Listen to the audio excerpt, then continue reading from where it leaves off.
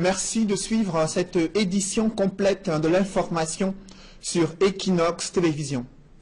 C'est la consternation totale après le drame survenu à l'école publique d'Ekoudou à Yaoundé. Tout est parti d'une pièce de théâtre pour enfants, ambiance lumineuse, la gestuelle des personnages avait même captivé l'intérêt des enfants. Contre toute attente, la comédie a viré au cauchemar, bousculade, panique et des encadreurs débordés. Le bilan officiel est lourd, 4 enfants tués et 9 grièvement blessés. Les familles choquées sont effondrées devant une telle tragédie. Élisée Borba et Ike Cyril. Au quartier Bricoterie à Yaoundé, la famille Mariamou est inconsolable. Moi, je ne sais pas. J'ai seulement envoyé l'enfant à l'école. On est venu m'appeler que voilà, l'enfant est tombé. Je ne sais pas. On a vu notre enfant dès qu'on a mis dans la voiture, on était là. On a vu quand on transférait l'enfant à l'hôpital, on demande, vous amenez l'enfant où on dit à urgence. Arrivant urgent à l'hôpital central, on cherche. C'est là, alors on dit que l'enfant est là-bas couché aux fondations. On part là-bas, on trouve que l'enfant est déjà parti. Ibrahim Djibril, 8 ans, était élève au cours préparatoire à l'école publique d'Ekoudou. Sur les circonstances de son décès, la direction de l'établissement ne dit pas grand-chose. Je n'ai même pas presque vécu la scène parce que moi j'entrais et quand on vient m'appeler, je trouve les enfants couchés, c'est tout. Depuis là, je n'ai pas traversé le portail. Je suis ici en tant que responsable. L'un des élèves ayant vécu la scène parle d'une pièce théâtrale représentée en classe de CE2 et pour laquelle chaque enfant devait payer 100 francs CFA. On a dit qu'on a mis 500 francs pour acheter les billets d'entrée. Après on nous a donné les billets. Après les autres enfants qui ont payé et entré. Et nous on est resté dehors, on nous a dit qu'on attend. Les autres finissent avant qu'on entre. Après quand on a dit que les enfants qui n'ont pas payé ne regardent pas. Maintenant on prend la chicotte, les gens qui organisent ça, ils prennent la chicotte. Et commencent à chasser les enfants. Après les enfants commencent à tomber. On petite les petits enfants, là, un petit, les autres tombent vanille. Des propos corroborés par le vigile de l'établissement. À un moment donné, je vois les gens qui font le théâtre, ils sont venus entrer dans la salle. Ils ont fait le tour dans la salle, récupérer ce qu'ils ont payé avec le ticket en main. On a allié les enfants ici, en temps dehors, puisqu'ils s'étaient pleins là-bas dans la salle de classe. À un moment donné, je vois comment ma directrice de groupe 4, elle est courue là en pleurant, elle est venue m'arrêter, elle est venue tomber devant moi. Je demande à madame, il y avait quoi? Elle me dit qu'il y a les enfants qui sont en train de mourir là-bas. Une bousculade s'est donc produite pendant la représentation théâtrale et a provoqué une situation de sauve qui peut. L'établissement est vidé de tous ses élèves pendant que les forces de l'ordre sont déployées à l'extérieur. La situation immaîtrisable à la section francophone de l'école publique d'Ekoudou provoque une panique générale à la section anglophone juste à côté. C'est la bousculade au portail. Chaque parent veut récupérer son enfant. J'étais à la maison, je comprends que peut-être il y a un petit problème à l'établissement de mes enfants ici. Moi, je ne suis pas encore au courant de ce qui se passe parce que je suis quitté brusquement pour venir ici. Ici, là, on veut récupérer nos enfants. Les forces de l'ordre disent qu'on ne veut pas entrer. Donc, même si ça veut la guerre, on doit entrer là pour récupérer nos enfants. Sur le nombre d'élèves décédés à l'école publique d'Ekoudou à Yaoundé, chacun y va de son commentaire. On a entendu que sur place, même il y avait d'abord quelques morts. Et les autres là, on les a amenés à l'hôpital. La population fait fort. Il y a au moins plus de 10 morts là-bas en haut. Toujours est-il qu'une enquête a été ouverte et sur place à l'établissement, les responsables ont commencé à être auditionnés. Ils sont exaspérés au bout de 9 mois de travail acharné dans les bananeraies, 9 mois de travail sans salaire. C'est la condition de travail de ces ouvriers du centre africain de recherche sur la banane plantain installé à Diombe. Ils ont manifesté ce matin pour dénoncer des conditions de travail inhumaines. Ils déplorent des arriérés de salaire, environ 9 mois d'arriérés de salaire selon ces ouvriers qui ont manifesté. L'administration prise au fait de ce mouvement d'humeur a exhorté les grévistes à prendre leur mal en patience. Je vous parlais donc de ce reportage de Jacques Molon et Auréole Choumi sur les conditions de travail des ouvriers du Centre africain de recherche sur la banane plantain. Nous y reviendrons. Les nouvelles ne sont pas du tout bonnes pour un ancien directeur général d'une entreprise publique et un ancien recteur d'université, deux personnalités qui seraient placées sous mandat de dépôt au provisoire. L'information circule depuis ce soir. Yaoundé qui est tendu depuis l'annonce de la reprise de l'opération Épervier, la lutte anti-corruption qui affecte déjà plusieurs personnalités publiques qui ont été des gestionnaires au sommet de l'État et à la tête de plusieurs entreprises publiques. Du coup, le silence est glacial dans le sérail, ambiance morose racontée par nos reporters Guy Zogo et Emmanuel Diop. Alors qu'on la croyait assoupie, l'opération Épervier semble être repartie avec plus de force, de nombreuses personnalités du sérail se retrouvant dans son viseur. Sur ces affaires, que de chefs d'accusation qui fleurissent, notamment à travers les réseaux sociaux et les conversations officieuses, où il est question de beaucoup de milliards et de victimes déjà condamnées et surtout sans aucune défense. On aurait pu s'attendre à ce que les autorités en charge des questions judiciaires, en l'occurrence le ministre de la Justice et les magistrats habilités à instruire ces affaires, communiquent sur les charges retenues contre les mises en cause, mais il n'en est rien. C'est un silence assourdissant qui répond loin de tous les usages en la matière. En tous les cas, c'est une mécanique suffisamment éprouvée dans le cadre de l'opération Épervier. Depuis son lancement, l'épée de Damoclès s'abat régulièrement sur les accusés qu'on voit jeter en pâture avant que les premiers actes des juges commencent à démêler les chevaux, parfois loin des premières accusations qu'on aura entendues. Derrière cet épais mur de silence, on se croirait parfois en plein dans les purges staliniennes où l'opinion savait très peu des crimes des accusés avant leur exécution. Je vous le disais à l'instant, un ancien recteur d'université et ancien directeur général d'une entreprise publique placé sous mandat de dépôt au provisoire à Yaoundé. L'information n'est pas encore officielle. Les proches de ces personnalités n'ont pas souhaité s'exprimer sur cette mise en détention provisoire, elle aussi pas encore confirmée officiellement. Parlons à présent des parlementaires malawites qui séjournent à Yaoundé. L'application des règles de bonne gouvernance favorise une meilleure élaboration, adoption et exécution des lois de finances. Les parlementaires malawites ont ainsi partagé leur expérience avec des députés camerounais, membres de la commission des finances et du budget à l'Assemblée nationale. Sur ce modèle malawite, je vous propose à présent de suivre le vice-président de la commission des finances et du budget à l'Assemblée nationale, l'honorable député Joshua Ossi.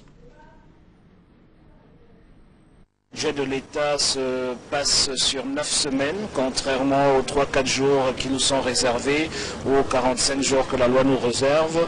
Ça donne le temps à toutes les commissions de l'Assemblée nationale d'examiner les parties du budget qui les concernent aussi et faire un rapport dessus. Nous avons par exemple appris que le processus budgétaire au Malawi est participatif, dont le ministre des Finances rencontre les populations à la base. Ils ont 26 districts, donc chaque année il choisit 4 au hasard, où il va rencontrer les populations à la base. Ces populations les aident à définir les priorités budgétaires. Il rencontre aussi les organisations de la société civile, ils rencontrent ensuite toutes les grandes entreprises qui payent l'essentiel des impôts pour discuter de l'orientation du budget et surtout des recettes attendues. Et ensuite, ils s'assoient avec la commission du budget et des finances de l'Assemblée pour discuter encore une fois avant de commencer à produire son budget. Donc nous pensons que c'est les choses qu'on pourrait implémenter ici chez nous sans changer même la loi. Nous avons beaucoup appris et il est important de comprendre que le Malawi est très en avance sur plusieurs points quand il s'agit du contrôle de l'action gouvernementale et des finances publiques. Évoquons une fois de plus le cri de colère de ces ouvriers du Centre africain de recherche sur les bananiers et plantains installés à Njombe. Ils ont déjà effectué 9 mois de travail acharné dans les bananeraies sans salaire. Ils ont dénoncé ces conditions de travail durant des manifestations survenues ce jour du côté de Njombe. Jacques Molan et Auréole Tchoumi. Je ne sais pas ce que je vais devenir dans ce pays que bien nous regarde. Où va le Cameroun? Où va le Cameroun? Le Cameroun de qui? La colère, le désarroi, l'expression difficile. Je suis malade, je n'ai plus moyen de me soigner. Alors que j'ai rendu beaucoup de services dans ce pays. Le dernier salaire perçu par les employés du Centre africain de recherche sur bananiers et plantains de Njombe remonte au mois de juillet 2017. Nous avons les arriérés de salaire. Avant ces arriérés de salaire, même nous avons d'autres arriérés qui datent depuis l'an 2000. On n'a jamais eu. Et cette fois-ci, nous sommes à 9 mois sans salaire. Vous-même, vous pouvez imaginer ce que ça peut faire à une famille. Passer 9 mois sans salaire. Que deviendront nos enfants qui ne sont pas en train de fréquenter maintenant? Pour la cinquantaine d'ouvriers du Carbab, il y a longtemps que le ciel a cessé d'être bleu. Plus de primes de rendement, aucune prise en charge maladie et la situation va de mal en pis. Nous sommes présentement là comme si nous n'étions même pas des Camerounais, alors que nous avons aussi droit à l'épanouissement. C'est vrai que souvent on nous aide à nous prêtant de l'argent, puisque quand on te soigne, après tu rembourses. Mais cette fois-ci, il n'y a même plus ça. Il n'y a plus de prise en charge, bien. Donc tu tombes malade même sans salaire, il faut que tu cherches l'argent toi-même pour te soigner. La direction générale reconnaît les faits dans leur entièreté, mais d'où au mieux, elle promet. Et vous avez vécu avec suffisamment de grandeur, avec suffisamment d'honneur jusqu'à présent. Donc patientez juste un peu pour qu'on en sorte de façon indéfinie. Même la nature n'est plus généreuse pour ce centre. Arbres et bananiers, eux aussi, ont plié sous le poids du temps. Les démons du passé ressurgissent dans la vie de Nicolas Sarkozy. L'ex-président français est interrogé depuis 48 heures sur un possible financement illégal de sa campagne présidentielle victorieuse de 2007. L'ancien président clame son innocence, mais des informations ne cessent de l'accabler sur ses financements dont l'origine serait du défunt guide libyen Muammar Kadhafi. Un tel scandale qui replonge l'opinion africaine dans le méandre de la France-Afrique et les financements occultes des candidats français aux différentes élections présidentielles. Des précisions dans ce reportage de Marcelin Gansot. C'est avec une résonance certaine que les démêlés judiciaires de Nicolas Sarkozy retentissent en Afrique et interpellent les consciences sur la nature des relations que la France entretient avec les pays africains, sachant que ces relations ne devraient en principe reposer que sur un jeu d'intérêts. Kadhafi se trouvait dans une situation particulière, celle d'un isolement sur le plan international. Et Sarkozy lui offrait la possibilité de s'insérer une fois de plus à nouveau sur la scène internationale. Et on peut comprendre que ce sont des arrangements qui ont été faits.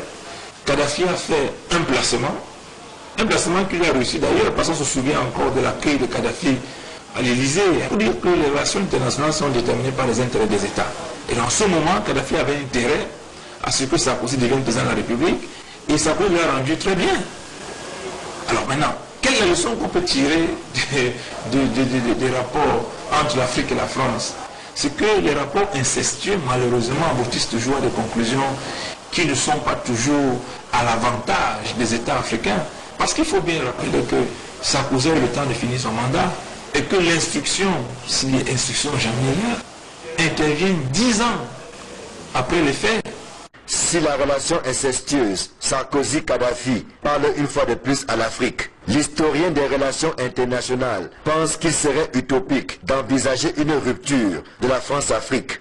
En revanche, à la lumière des expériences vécues jusqu'ici, ces relations méritent plus que jamais d'être repensées et reconsidérées. Il s'agit peut-être de revoir, de reconfigurer les rapports entre l'Afrique et la France. Parce que l'Afrique aura toujours besoin de la France en tant que l'un des piliers de l'Union européenne, et la France, vice-versa, la France a besoin de l'Afrique. Maintenant, il faut réorganiser, il faut restructurer les rapports pour les mettre dans le sens des intérêts des États. Et tant que ces rapports pourront préserver les intérêts des États africains, il n'y a pas de mal à ce que ces rapports s'établissent pendant très longtemps. Mais imaginez la rupture des rapports entre l'Afrique et la France relève de l'imaginaire, vraiment je dirais même de la fantasmagorie. Parce que les rapports entre États existeront toujours, ils reviennent aux États de défendre les intérêts sur la scène internationale. Mais au-delà de tout, l'enseignant pense que ce scandale pose sur la table la problématique des sources de financement des partis politiques. Est-ce qu'au nom d'une élection, est-ce qu'au nom d'une victoire qu'on envisage, il est possible de faire appel à des financements occultes? Bien évidemment, cette problématique nous interpelle dans le contexte qui est le nôtre, celui sénatorial.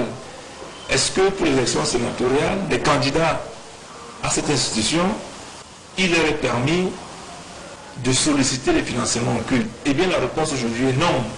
Mais restons prudents, on reste dans le cadre d'une garde à vue qui peut aboutir à l'arrestation pure et saine de Nicolas Sarkozy, ou qui peut aboutir également à une mise en examen. Et là, la mise en examen sera la preuve que le financement occulte des élections des partis politiques est, comme son nom l'indique, est condamné. Le débat enfle alors que Nicolas Sarkozy est sur le point de passer sa deuxième nuit en garde à vue. Malgré des difficultés d'ordre technique, des jeunes Camerounais ont tenu à exposer le savoir-faire lors des journées portes ouvertes au lycée technique de Loum dans le département du Mungo. Je vous propose de découvrir ce lycée dans ce reportage de Nadine Guanfo et Isabelle Carole Zoupet. Journée portes ouvertes, vitrine de la professionnalisation des enseignements secondaires de seconde génération. Tel est le thème des journées portes ouvertes qui se sont tenues dans les différents lycées techniques du Cameroun. Le lycée technique de Loum, dans le Mungo, région du littoral, rehaussé d'une dizaine de stands d'exposition, a permis de présenter les échantillons du savoir-faire des apprenants au public. Tout s'est déroulé sous la supervision du proviseur de ce lycée qui a invité les jeunes à opter pour l'enseignement technique.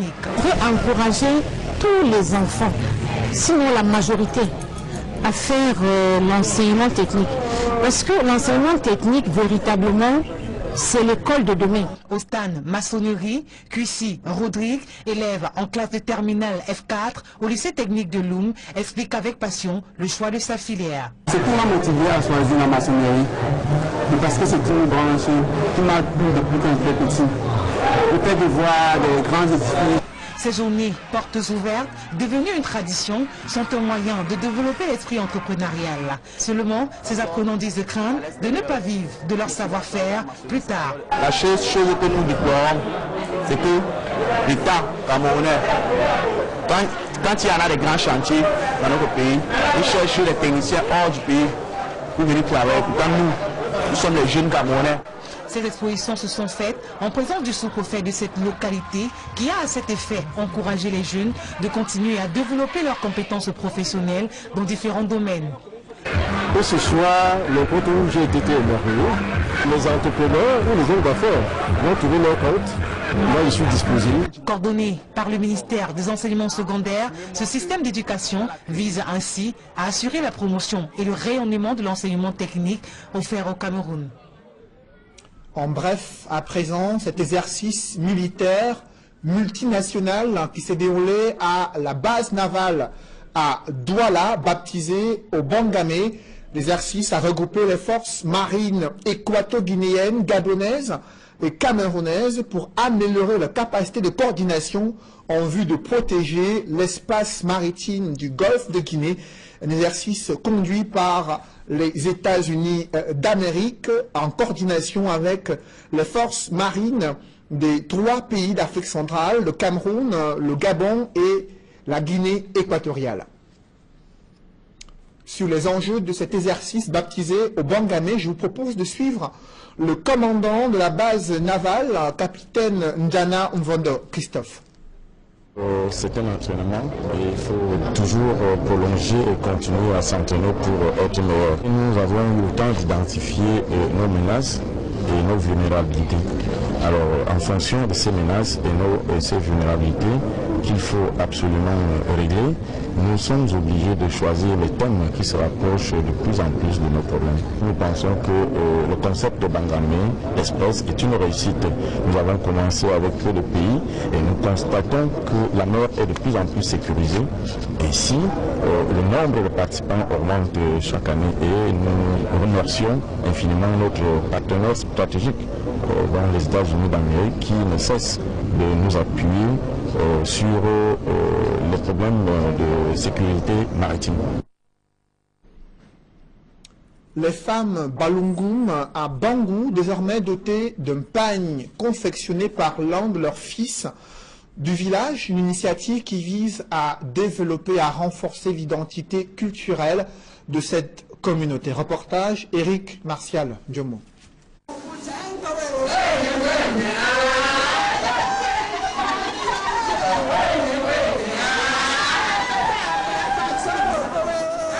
Danse et célébration au sein de la communauté Balungu de Douala. Les femmes de ce village, situé dans le département des Hauts-Plateaux, ont reçu des pagnes confectionnés par une entreprise de la place et qui feront désormais office de tenue pour les événements officiels les impliquant. L'inauguration de ce pagne au foyer Balungu de Douala, situé au quartier Dakar, a été particulièrement courue. Les femmes issues des quartiers Tunkok, Titi, Ngwecha, entre autres, n'ont pas manqué de marquer leur reconnaissance aux donateurs, Mwemba Sob Batswe Daniel. Nous sommes très satisfaits. Nous remercions M. le Président, le chef de la communauté, le chef de la communauté, le chef Mwemba, qui nous a offert ce pas. Nous prions les femmes Balungu de Douala qu'il augmente, qu'il ajoute beaucoup d'années à nos maris. Je leur dis merci pour tout ce qu'ils ont fait pour nous et merci pour tous ceux qui ont confectionné ces cabas pour nous. Ma joie est immense parce que c'est pour une première fois, je vois ce que je n'ai pas encore vu. Et je me dis que c'est un bon départ pour Balungu, pour tous les quartiers de Balungu, pour renouveler, innover Balungu par tous les moyens. Et ça sera une continuité dans l'activité. Ce dernier situe son geste envers les femmes Balungu dans la lignée du développement et du rayonnement du village à travers celle-ci. Dans mon temps d'enfance, mon espoir était de récompenser ma mère, votre face. Malheureusement, je l'ai perdu très tôt. Et après, j'ai pensé que ce que je n'ai pas pu donner à ma mère, je donnerais aux autres mamans. Donc c'est pour cette raison que j'ai pensé que au lieu de faire une immeuble, je vais penser à ma maman pour que ce soit une affaire inoubliable. Le président de la communauté Balungu de Douala et plusieurs chefs de quartier présents à cette cérémonie d'inauguration ont magnifié le geste du donateur en promettant d'imiter le bon exemple. Ouais, vous savez, Balungu hier vivait en famille. Aujourd'hui, nous sommes communauté et c'est un nouveau départ pour Balungu. Donc, ce pagne annonce un nouvel avenir pour le village Balungu, pour la communauté Balungu tout entière.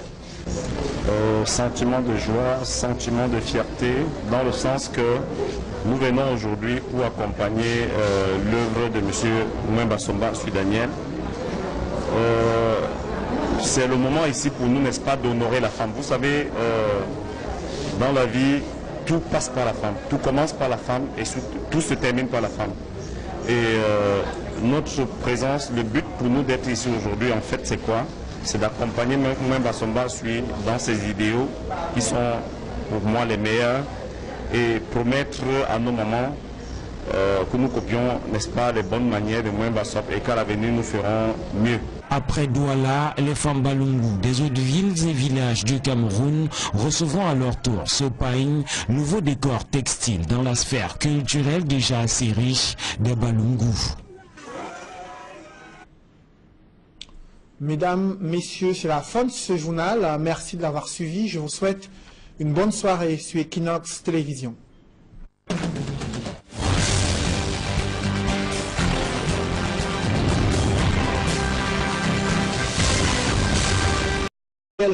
victorieuse de 2007.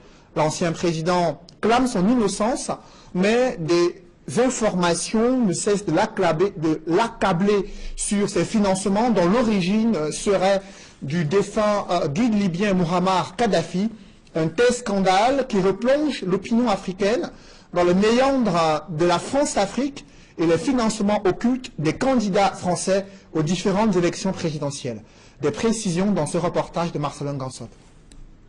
C'est avec une résonance certaine que les démêlés judiciaires de Nicolas Sarkozy retentissent en Afrique et interpellent les consciences sur la nature des relations que la France entretient avec les pays africains, sachant que ces relations ne devraient en principe reposer que sur un jeu d'intérêts. Kadhafi se trouve dans une situation particulière, celle d'un isolement sur le plan international.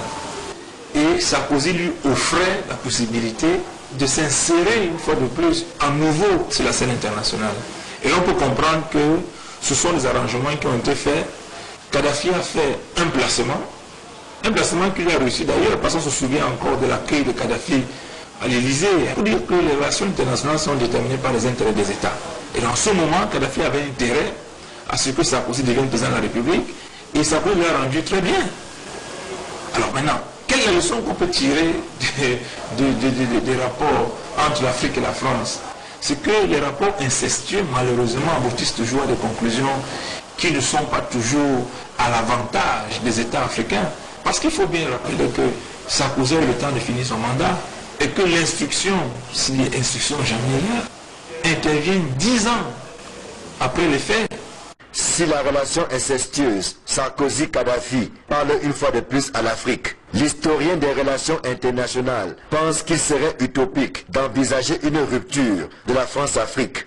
En revanche, à la lumière des expériences vécues jusqu'ici, ces relations méritent plus que jamais d'être repensées et reconsidérées. Il s'agit peut-être de revoir, de reconfigurer les rapports entre l'Afrique et la France. Parce que l'Afrique aura toujours besoin de la France en tant que l'un des piliers de l'Union européenne, et la France, vice-versa, la France a besoin de l'Afrique. Maintenant, il faut réorganiser, il faut restructurer les rapports pour les mettre dans le sens des intérêts des États. Et tant que ces rapports pourront préserver les intérêts des États africains, il n'y a pas de mal à ce que ces rapports s'établissent pendant très longtemps. Mais imaginez la rupture des rapports entre l'Afrique et la France relève de l'imaginaire, vraiment je dirais même de la fantasmagorie.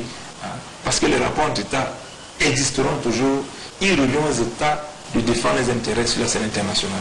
Mais au-delà de tout, l'enseignant pense que ce scandale pose sur la table la problématique. On voit comment ma directrice de groupe 4, elle est courue là en pleurant, elle est venue m'arrêter, elle est venue tomber devant moi. Je demande à madame, il y avait quoi? Elle me dit qu'il y a les enfants qui sont en train de mourir là-bas. Une bousculade s'est donc produite pendant la représentation théâtrale et a provoqué une situation de sauve qui peut. L'établissement est vidé de tous ses élèves pendant que les forces de l'ordre sont déployées à l'extérieur.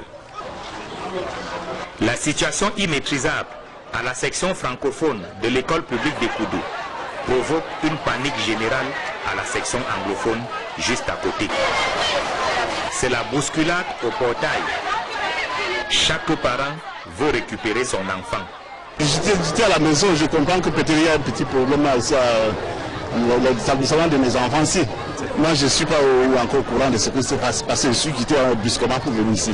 Ici, là, on veut récupérer nos enfants. Les forces de l'ordre, on ne veut pas entrer. Donc, même si ça veut la guerre, on doit entrer là pour récupérer nos enfants. Sur le nombre d'élèves décédés à l'école publique des Koudou à Yaoundé, chacun y va de son commentaire.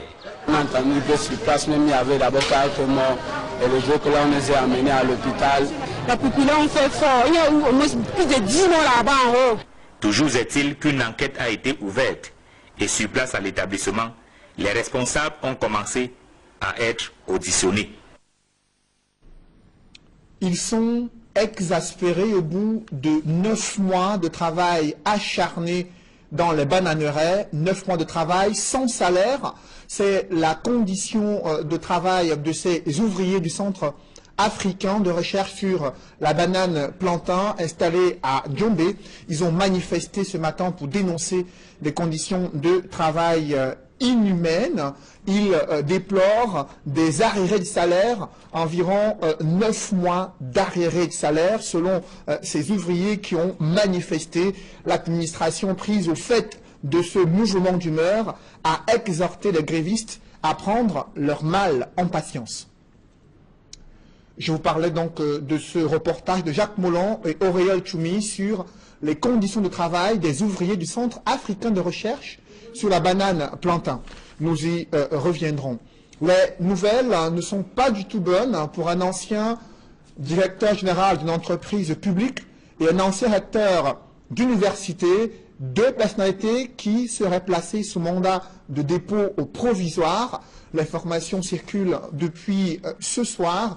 Yaoundé qui est tendu depuis l'annonce de la reprise de l'opération Épervier, la lutte anti-corruption qui affecte déjà plusieurs personnalités publiques qui ont été des gestionnaires au sommet de l'État et à la tête de plusieurs entreprises publiques. Du coup, le silence est glacial dans le sérail, ambiance morose.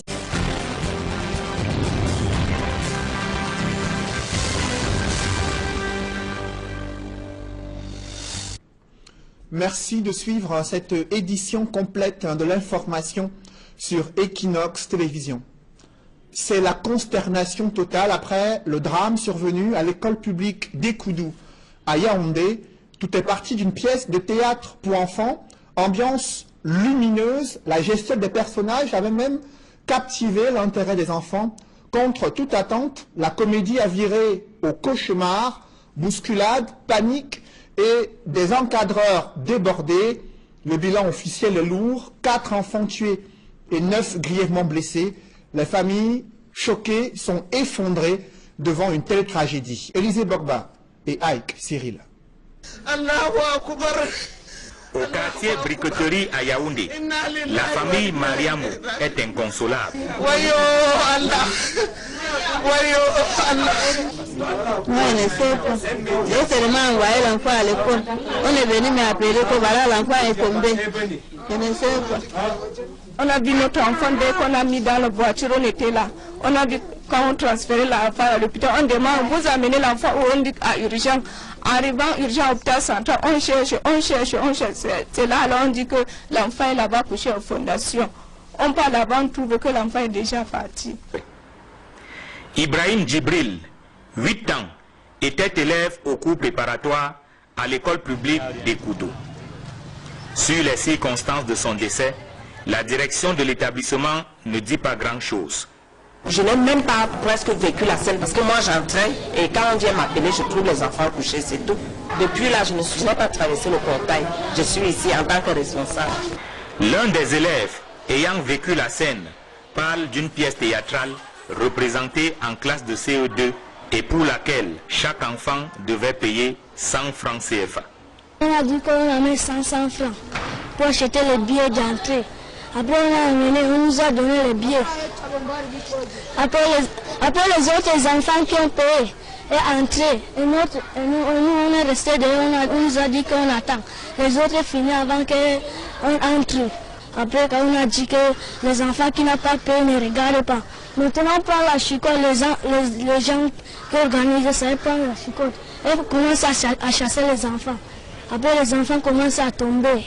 On petit les petits enfants, là, les autres tombent vannis. Des propos corroborés par le vigile de l'établissement. À un moment donné, je vois les gens qui font le théâtre, ils sont venus entrer dans la salle. Ils ont fait le tour dans la salle, récupérer ce qu'ils ont payé avec le ticket en main.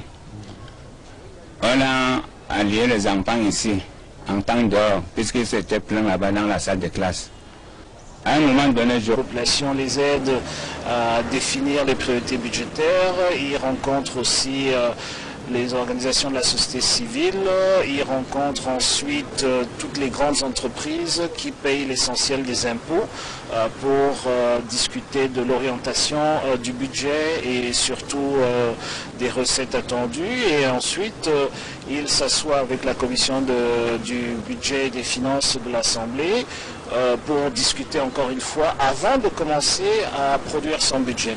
Donc nous pensons que c'est des choses qu'on pourrait implémenter ici chez nous sans changer même la loi. Nous avons beaucoup appris et il est important de comprendre que le Malawi est très en avance sur plusieurs points quand il s'agit du contrôle de l'action gouvernementale et des finances publiques.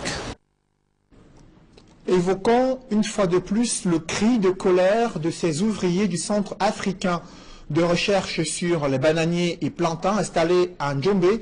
Ils ont déjà effectué 9 mois de travail acharné dans les bananeraies sans salaire. Ils ont dénoncé ces conditions de travail durant des manifestations survenues ce jour du côté de Njombe. Jacques Mollan et Auréole Tchoumi. Je ne sais pas ce que je vais devenir dans ce pays que bien nous regarde. Où va le Cameroun? Où va le Cameroun? Le Cameroun de qui? La colère, le désarroi, l'expression difficile. Je suis malade, je n'ai plus moyen de me soigner. Alors que j'ai rendu beaucoup de services dans ce pays. Le dernier salaire perçu par les employés du Centre africain de recherche sur bananiers et plantains de Njombe remonte au mois de juillet 2017. Nous avons les arriérés de salaire. Avant ces arriérés de salaire, même nous avons d'autres arriérés qui datent depuis l'an 2000. On n'a jamais eu. Et cette fois-ci, nous sommes à 9 mois sans salaire. Vous-même, vous pouvez imaginer ce que ça peut faire à une famille. Passer 9 mois sans salaire. Que deviendront nos enfants qui ne sont pas en train de fréquenter maintenant? Pour la cinquantaine d'ouvriers du Carbap, il y a longtemps que le ciel a cessé d'être bleu. Plus de primes de rendement, aucune prise en charge maladie et la situation va de mal en pis. Nous sommes présentement là comme si nous n'étions même pas des Camerounais, alors que nous avons aussi droit à l'épanouissement. C'est vrai que souvent on nous aide à nous prêtant de l'argent, puisque quand on te soigne, après tu rembourses. Mais cette fois-ci, il n'y a même plus ça. Il n'y a plus de prise en charge, rien. Donc tu tombes malade même sans salaire, il faut que tu cherches l'argent toi-même pour te soigner. La direction générale reconnaît les faits dans leur entièreté, mais dos au mur, elle promet. Et vous les avez vécus avec suffisamment de grandeur, avec suffisamment d'honneur jusqu'à présent. Donc patientez juste un peu pour qu'on en sorte de façon indéfinie. Même la nature n'est plus généreuse pour ce centre. Arbres et bananiers, eux aussi, ont plié sous le poids du temps. Les démons du passé ressurgissent dans la vie de Nicolas Sarkozy. L'ex-président français est interrogé depuis 48 heures sur un possible financement illégal de sa campagne présidentielle racontée par nos reporters Guy Zogo et Emmanuel Diop. Alors qu'on la croyait assoupie, l'opération Épervier semble être repartie avec plus de force, de nombreuses personnalités du sérail se retrouvant dans son viseur. Sur ces affaires, que de chefs d'accusation qui fleurissent, notamment à travers les réseaux sociaux et les conversations officieuses où il est question de beaucoup de milliards et de victimes déjà condamnées et surtout sans aucune défense. On aurait pu s'attendre à ce que les autorités en charge des questions judiciaires, en l'occurrence le ministre de la Justice et les magistrats habilités à instruire ces affaires, communiquent sur les charges retenues contre les mises en cause, mais il n'en est rien. C'est un silence assourdissant qui répond loin de tous les usages en la matière. En tous les cas, c'est une mécanique suffisamment éprouvée dans le cadre de l'opération Épervier. Depuis son lancement, l'épée de Damoclès s'abat régulièrement sur les accusés qu'on voit jeter en pâture avant que les premiers actes des juges commencent à démêler les chevaux, parfois loin des premières accusations qu'on aura entendues. Derrière cette épais mur de silence, on se croirait parfois en plein dans les purges staliniennes où l'opinion savait très peu des crimes des accusés avant leur exécution. Je vous le disais à l'instant, un ancien recteur d'université et ancien directeur général d'une entreprise publique placé sous mandat de dépôt provisoire à Yaoundé. L'information n'est pas encore officielle. Les proches de ces personnalités n'ont pas souhaité s'exprimer sur cette mise en détention provisoire, elle aussi pas encore confirmée officiellement. Parlons à présent des parlementaires malawites qui séjournent à Yaoundé. L'application des règles de bonne gouvernance favorise une meilleure élaboration, adoption et exécution des lois de finances. Les parlementaires malawites ont ainsi partagé leur expérience avec des députés camerounais, membres de la commission des finances et du budget à l'Assemblée nationale. Sur ce modèle malawite, je vous propose à présent de suivre le vice-président de la Commission des finances et du budget à l'Assemblée nationale, l'honorable député Joshua Ossi. Le budget de l'État se passe sur 9 semaines, contrairement aux 3-4 jours qui nous sont réservés ou aux 45 jours que la loi nous réserve. Ça donne le temps à toutes les commissions de l'Assemblée nationale d'examiner les parties du budget qui les concernent aussi et faire un rapport dessus.